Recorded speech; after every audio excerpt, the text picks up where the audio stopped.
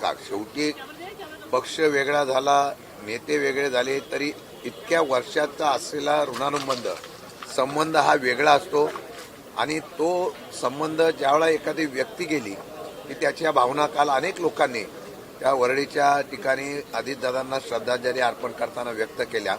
जयंत पाटलांनी तो एक स्पष्ट एवढ्यासाठीच केला की मला वाटतं की त्यांच्या मनामध्ये एक राहून गेलेला अजितदादांचा जो विचार होता त्याचा उल्लेख त्यांनी केलेला आहे. मला वाटतं की त्याच्यावर बरंच काही चर्चा झालेल्या आहेत आणि त्या चर्चेमुळे आम्ही पक्ष म्हणून आम्ही विलिनीकरणाच्या मागं लागतो अशा प्रकारचं एक चित्र निर्माण झालं होतं. पण शेवटी भावना ही भावना असते. नेता गेल्यानंतर ती पूर्ण व्हावी अशा प्रकारची इच्छा व्यक्त करणं, त्यामध्ये कुठला स्वार्थ नव्हता. एक कुटुंब म्हणून तशी आपली इच्छा त्यांनी व्यक्त केली होती.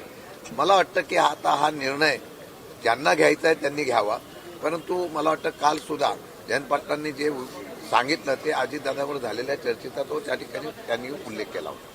आज पुन्हा विरोधक जे आहेत सगळे एकत्रित येऊन सरकारला वेगवेगळ्या मुद्द्यांवर धारेवर धरणार आहेत. आज आंदोलन सुद्धा केलं जाणार अशी माहिती मिळते आहे.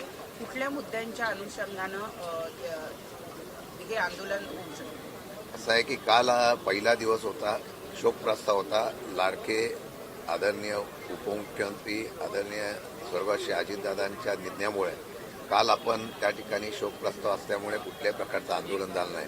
पण राज्यामध्ये झालेला मंत्र्यावर झालेले आरोप, मंत्रालयात झालेला भ्रष्टाचार, त्याच्याचबरोबर कारवाई की सरकारच्या डिपार्टमेंटने केलेली कारवाई, अशा अनेक मुद्दे आहेत.